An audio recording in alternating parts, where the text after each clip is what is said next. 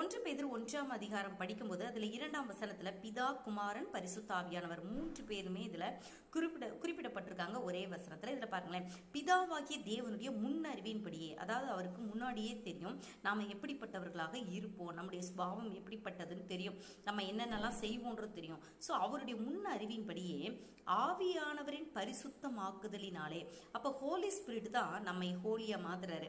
அவருடைய அந்த பரிசுத்த ஆவியானவர் நம்மை பரிசுத்தமாக்குகிறார். நம்முடைய குணாதிசயங்களை எல்லாத்தையும், நம்மிடத்துல இருக்கிற அசுத்தங்கள், தீமையான சிந்தனைகள், காரியங்கள், நடத்தைகள், இதுதான் என்னுடைய சுபாவம், இதுதான் என்னுடைய பரம்பரை குணம்னு சொல்லி நம்ம நிறைய காரியங்களை, தீமையானவைகளை பிடிச்சு வச்சிருப்போம்ல, அதெல்லாத்தையும் நீக்கி நம்மை பரிசுத்தமாக்குகிற பரிசுத்த ஆவியானவர் நம்மை சுத்தப்படுத்துகிறார்.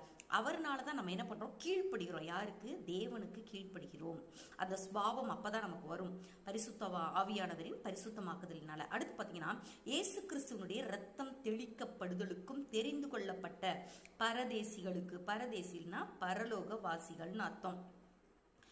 இந்த உலகத்துல கூட ஒன்றுமில்லாதவர்களை பரதேசின்னு சொல்லுவோம். ஏன்னா அந்த உலகத்துக்குரிய எந்த ஒரு நன்மையுமே ஒன்று இல்லை அப்படின்னு சொல்லி திட்டுற ஒரு வார்த்தை. பரம் என்றால் பரலோகம், தேசி என்றால் சிட்டிசன் அர்த்தம். ஓகே, இயேசு கிறிஸ்துனுடைய ரத்தம் தெளிக்கப்படுதலுக்கு தெரிந்து கொள்ளப்பட்டவர்கள் சொல்லப்படுகிறது. அப்போ நம்ம ஒரு சின்ன காரியம் ஒன்றுமில்ல, ஒரு ஒரு ஒரு 10 ரூபாய் ஒருத்தர் கொடுக்கணும்னா கூட இதை யார்கிட்ட கொடுக்கணும், அது அவங்களுக்கு தேவைதானா என்னன்னு யோசித்து பார்த்து கொடுப்போம்.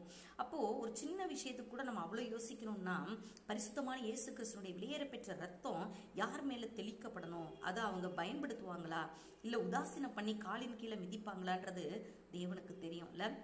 அதை வைத்து அவர் தெரிந்து கொள்ளுகிற காரியத்தை பார்க்கணும். இயேசு கிறிஸ்துவனுடைய ரத்தம் தெளிக்கப்படுதலுக்கும் தெரிந்து கொள்ளப்பட்ட பரதேசிகளுக்கு எழுதுகிறார், உங்களுக்கு கிருபையும் சமாதானமும் உண்டாவதாகன்னு சொல்லிட்டு.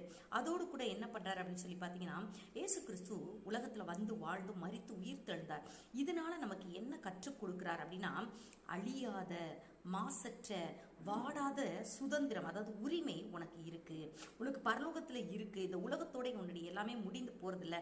அதனால இந்த உலகத்துல எதுவும் இல்லைன்னா அழுகிறதும், உலகத்துல எல்லாம் கிடைச்சிச்சுன்னா எல்லாத்தையும் பெற்றுக்கொண்டேன்னு சந்தோஷப்படுறதும் ஒரு மாயையான ஒரு காரியம் அப்படின்னு நமக்கு உணர்த்துறார். அதோடு கூட என்ன சொல்றேன்னா, இந்த உனக்கு ஆசீர்வாதம் பரலோகத்துல இருக்குன்றத குறித்து ஜீவனுள்ள நம்பிக்கை உண்டாகும்படி, இந்த உலக மனிதர்கள் சில காரியம் எனக்கு கிடைக்கும் நான் நம்புறேன் பண்ணுவாங்க.